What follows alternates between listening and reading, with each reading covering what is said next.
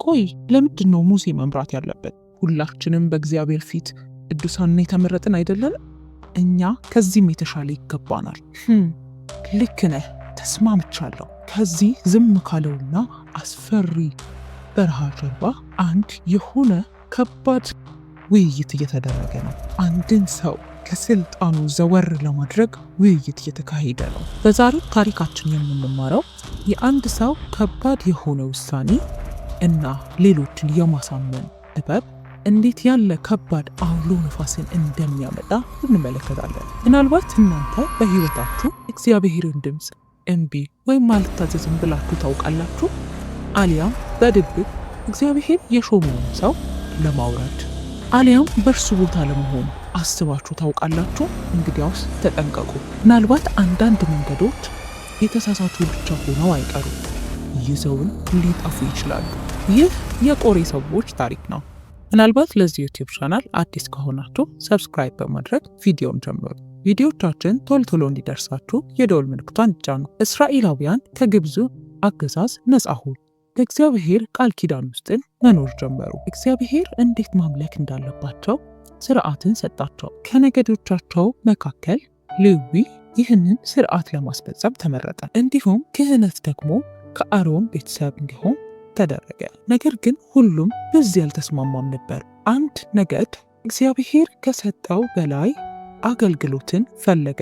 በእርግጥ ዋና ሐሳቡ አገልግሎት ሳይሆን ክብር ማግኘት ነበር። ይህ ሐሳብን የመጣው የሌዊ ዘር ከሆነው የሰዓር ልጅ ቆሬ ነበር። እርሱ በመጀመሪያ በልቡ ይህንን ሐሳብ አሰበው፣ ብሎም ይህንን ሐሳብ ለሌሎች መንገር ቀጠለ። እግዚአብሔር ለሌዊ አስቀድሞ የሰጠው አገልግሎት አለ። ነገር ግን ለቆራ ይሄ በቂ አልነበረም። ተጨማሪ ፈለገ። አሮን ልክ እንደ ካህን ያገለግል ነበር። እርሱ የክህነት ስራውን ሲፈጽም ሁል ጊዜ የቆራ አይኖች በንዴት ይመለከቱት ነበር። ክህነቱን በጣም ይፈልገው ነበር። በእርሱ ቦታ እኮ እኔ ነበርኩ መሆን የነበረብኝ። ጥቂት ጊዜም በኋላ በልቡ ያስበው ነገር የነበረው ወደ ሌሎች ሰዎች መንገርና ማስተላለፍ ጀመረ። አሁን አንድ ሁለት ሰው ከማራውት አልፎ ጉዳዩን በቡድን ወደ ማድረግ ሄደ።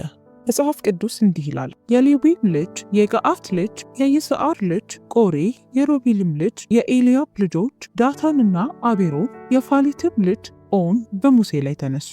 ዘኍልቍ ምዕራፍ 16 ቁጥር 1።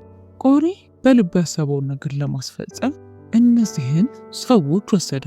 አንድ ላይም ሆነው 250 ሰዎችን ከእነርሱ ጋር ወስደው እንደ መሪ ሆኑ። የወሰዷቸውም ሰዎች ታዋቂና ባለሀብቶች ነበር። ሄደውም እንደዚህ አሉ፣ ሙሴና አሮን አንድ ነገር ልንነግራችሁ እንፈልጋለን። እናንተ እጅግ በጣም አብዝታችሁታል። በዚህ መካከል በጉባኤ ያለው ሁሉ ቅዱስና በእግዚአብሔር ዘንድ የተመረጠ ነው። እግዚአብሔርን በመካከላችን ነው። ራሳችሁን ከዚህ ሕዝብ በላይ ነን ብላችሁ ነው የምታስቡት? ቆሬ ይህንን ንግግር ሲናገር ቆሬ እንዳለው ለጽድቅ ተቆርቁሮ ሳይሆን ስልጣንን ይፈልግ ስለነበር ነው። በእርግጥ እግዚአብሔር እስራኤልን መርጧል፣ እውነት ነው። ነገር ግን እግዚአብሔር ራሱ ነው ሙሴና አሮንን የመረጣቸው። ሙሴን ይህንን የቆሬ ንግግር ከሰማ በኋላ እግዚአብሔር ፊት ቀረበ። ሙሴ ስለ ራሱ አልተከራከረም። እግዚአብሔር ፊትም እንደዚህ አለ፣ ተንበርክኮም ነገ እግዚአብሔር ለእርሱ የሚሆነውን ያሳያል፣ ማን ቅዱስ እንደሆነም ይለያል፣ የመረጠውን ሰውም ወደ እርሱ ያቀርበዋል። እንዲሁም አድርጉ፣ ቆሬና ወገኖቹም ሁሉ ቅናዎቹን ውሰዱ፣ ነገም በእግዚአብሔር ፊት እሳት አድርጉባቸው። ይህ ክርክር አልነበረም። ሙሴ ግን ራሱን በእግዚአብሔር ፊት ለፈተና እያቀረበ ነበር። ለዚህ ዩቲዩብ ቻናል አዲስ ከሆናችሁ ሰብስክራይብ በማድረግ እንዲሁም ይህ ቪዲዮ ቶሎ እንዲደርሳችሁ የደወል ምልክቷን ይጫኑ። ሙሴም ተነስቶ ወደ ቆሬና ወደ ተከታዮቹ ተመለሰ፣ እንዲህም አላቸው፣ ቆይ እናንተን እግዚአብሔር የእስራኤል አምላክ እግዚአብሔር የለያ ታገለግሏቸውን በማህበሩ ፊት ትቆሙ ዘንድ ወደ እርሱ ያቀረባችሁ አይበቃችሁምን? ክህነቱንም ለመፈለግ መነሳታችሁ ለምንድን ነው? ይህ የቆሬ ድርጊት በቀላሉ የሚታለፍ አልነበረም። ምክንያቱም የተላለፈው የእግዚአብሔርን ሕግና ስርዓት ነው። መጽሐፍ እንዲህ ይላል፣ አንተን ከአንተም ጋር የሌዊ ልጆች ወንድሞችን ሁሉ ወደ እርሱ አቅርቧል። ክህነትንም ደግሞ ትፈልጋላችሁን? ስለዚህም አንተና ወገን ሁሉ በእግዚአብሔር ላይ ተሰብስቧችኋል። በእርሱም ላይ ታጉረመርሙ ዘንድ አሮን ማን ነው? ዘኍልቍ ምዕራፍ 16 ከቁጥር 10 እስከ 11። ከዚህም በኋላ ሙሴ ኤልያብን ልጆች ዳታንና አቤሮንን እንዲጠሯቸው ላከ። እነርሱም አንመጣም አሉ። ወተትና ማር ከምታፈስ ምድረ በዳ ሊገድለን ነው እንዲያወጣን ለራሳቸው እንዲመቻቸው አርገው እውነቱን አጠፉት። በባርነት ይኖሩባት የነበረውን ምድር ግብፅን ወተትና ማር የምታፈስ ብለው አሉ። ይህ ግን ፍጹም ውሸት ነበር። ሙሴም ይህንን ሲሰማ በጣም አዝኖ በእግዚአብሔር ፊት አለቀሰ። ኦ አምላኬ እግዚአብሔር ሆይ እባክህን ወደ እነሱና ወደ መስዋዕታቸው አትመልከት፣ አንተ ታውቃለህ፣ ምንም ክፉ አላደረግኩባቸው። ሙሴም ቆሬን ነገ አንተም ወገንህም ሁሉ አሮንም በእግዚአብሔር ፊት ትሆናላችሁ። ከዚህም በኋላ 250 ሰዎች ጭናቸውን ይዘው ቆሙ። መጽሐፍ ቅዱስ እንዲህ ይላል፣ ቆሬም ማህበሩን ሁሉ ወደ መገናኛው ድንኳን ደጃፍ በእነርሱ ላይ ሰበሰበ፣ የእግዚአብሔርም ክብር ለማህበሩ ሁሉ ተገለጠ። ዘኍልቍ ምዕራፍ 16 ቁጥር 19። ይህ ለቆሬ ሰዎችም ሆነ ለሙሴና ለአሮን ትልቅ ቀን ነው። ሙሴና አሮንም በእነርሱ ፊት ለፊት ቆሙ። ነገር ግን እግዚአብሔር ራሳቸውን እንዲለዩ ነገራቸው። ይህንንም ያለው ቆሬና ተከታዮቹን ለብቻቸው ለማጥፋት ነበር። ነገር ግን ሙሴና አሮን በእግዚአብሔር ፊት ተንበርክከው ማልቀስ ጀመሩ። ለፍጥረት ሁሉ እስትንፋስን የሰጠው አምላክ የዚህ ሁሉ ፍጥረት ጌታ የሆንክ ታዲያ በአንድ ሰው ጥፋት ይህ ሁሉ ሕዝብ ይጠፋል? እግዚአብሔርም እንዲህ አለ፣ ለማህበሩ ንገራቸው፣ ከቆሬና ከዳታን ሮብዓምም ድንኳን ፈቀቅ በሉ ብለህ ለሕዝቡ ንገራቸው። ስለዚህም እነሱም ሰምተው እግዚአብሔር እንዳላቸው አደረጉ። ስለዚህም ሙሴና አሮን እንዲህ አለ፣ እባካችሁ ከእነዚህ ክፉዎች ድንኳን ፈቀቅ በሉ፣ የእነርሱ የሆነውን ምንም ነገር እንዳትነኩ፣ አለበዚያ ግን በእነርሱ ኃጢአት እናንተም ትጠፋላችሁ። ስለዚህ ማህበሩ ከእነርሱ ፈቀቅ አለ። ከቆሬ ከዳታንና አቤሮንም ዞር አሉ። ዳታንና አቤሮንም ከሚስቶቻቸው ጋር ቆሙ። እነርሱም ልጆቻቸውን አብሯቸው የሚኖሩትንም ይዘው በድንኳኖቻቸው ፊት ለፊት ቆሙ። በዙሪያቸው የተሰበሰበው ሁሉ በግርምት ምን ሊፈጠር ይሆን እያለ ይመለከታል። ሙሴም እንዲህ አለ፣ ይህ እግዚአብሔር እንዴት እኔን እንደላከ የምታውቁበት መንገድ ነው። የኔም ሐሳብ እንዳልሆነ ታውቃላችሁ። እነዚህ ሰዎች ሰው እንደሚሞተው ቢሞቱ ወይም እንደ ሰው ሁሉ ቢቀሰፍ እግዚአብሔር አላከኝም። ነገር ግን እግዚአብሔር አዲስን ነገር ቢፈጥር ምድርም አፏን ከፍታ ለእነርሱ ያለውን ሁሉ ብትውጠው በሕይወታቸውም ወደ ሲኦል ቢወርዱ ያን ጊዜ እነዚህ ሰዎች እግዚአብሔርን እንደናቁ ታውቃላችሁ።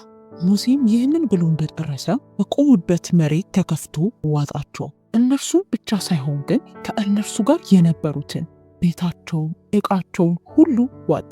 ከቆሬም ጋር የተባበሩት ሁሉ አንድ ላይ ወደ ታች ወረዱ።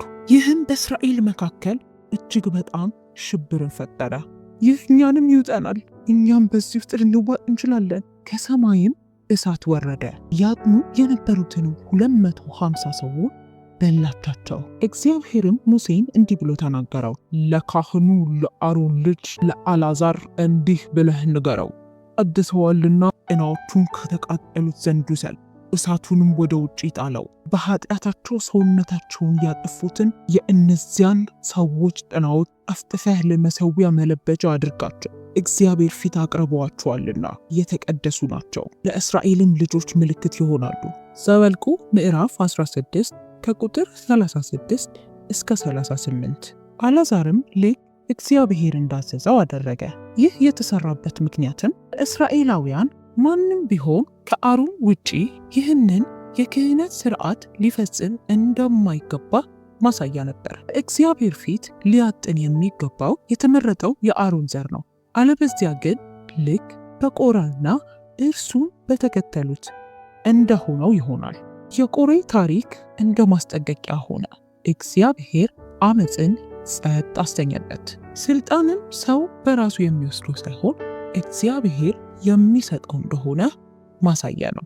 አሁን በእርግጥ ቆሬ የለም፣ ተከታዮችም ከሰማይ በእሳት ተበልተዋል። የቀረው አመድ ብቻ ነው። መጽሐፍ ቅዱስ እንደሚነግረን የቆሬ ልጆች ግን አልሞቱም። ዘኍልቍ ምዕራፍ 26 ቁጥር 11። በእርግጥ መጽሐፍ ቅዱስ እንዴት የቀሩት የቆሬ ቤተሰቦች እንደተረፉ አይነግረንም። ነገር ግን ምናልባት በዚህ አመፅ ውስጥ አልተሳተፉም አሊያም ደግሞ በዛ ስፍራ አልተገኙም ማለት ነው። ስለዚህም እግዚአብሔር እሬታ አድርጎ አኖራቸው። የሚገርመው የእግዚአብሔር ምሕረት ቀሪዎቹ የቆሬ ዘሮች አስመላኪዎች ሆኑ፣ መዝሙር ጸሐፊዎች ሆነው ቀሩ። የቆሬ ቤተሰቦችን ታሪካቸውን ከአመፅ ወደ አምልኮ መሪነት አሸጋገሩት። ዝማሬዎቻቸውም የእግዚአብሔርን መገኘት የሚያስናፍቁ፣ በእርሱ ጠባቂነት ላይ ተማመናቸውን የሚገልጹ ናቸው። ይህ የእግዚአብሔርን ምን ያህል መሐሪና ጠባቂ እንደሆነ ያሳየናል። የቆሬ ልጆች 11 መዝሙሮችን በመጽሐፍ ቅዱስ ውስጥ ጽፈዋል። ምንም እንኳን አባታቸው በአመፅ ቢወድቅም እነሱ ግን በእግዚአብሔር ፊት በአምልኮ ቀጥለዋል። የቆሬ ታሪክ ዛሬ ለኛ አመፅና እግዚአብሔርን አለመታዘዝ መጨረሻው ጥፋት እንደሆነ ያስታየናል።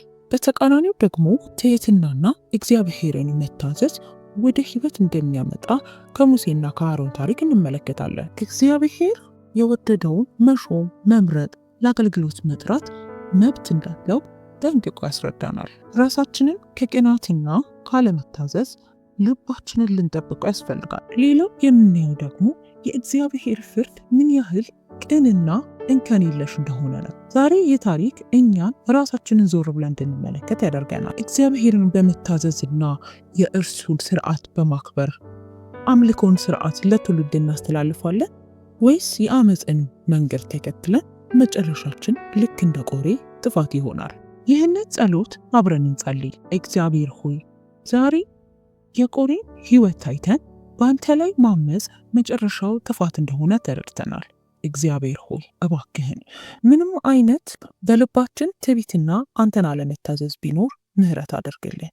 ከዛሬ ጀምሮ አንተ የምትለውን የምትወደውን ለማድረግና ለመታዘዝ ልባችን ቅን እንዲሆን አንተ እርዳ፣ ጸጋህ ያግዘን። ከዚህም በኋላ ምናልባት በልባችን ምሬት፣ አንተን አለመውደድና አለመታዘዝ ቢኖር እባክህን ምሕረትን አድርግልን። አንተን መስማትን መታዘዝን ልማዳችን እናደርግ። እግዚአብሔር ሆይ ዛሬ የሰማነውን የቆሬና የተከታዮቹን ታሪክ በልባችን አኑር። ሰምተን የምናደርግ ራሳችንን የምንመለከት እንድንሆን እንጸልያለን። በጌታ በኢየሱስ ስም አሜን። ምናልባት ለዚህ ዩቲዩብ ቻናል አዲስ ከሆናችሁ ቻናላችንን ሰብስክራይብ በማድረግ እንዲሁም ደግሞ እንዲህ አይነት ቪዲዮዎችን ይደርሳችሁ የደውል ምልክቷን ጫኑ። ለሌሎች ይጠቅማል፣ ያስተምራል ብላችሁ ካሰባችሁ ለሌሎች በማጋራትና ላይክ በማድረግ አብራችሁን አገልግሉ። ተባረኩ።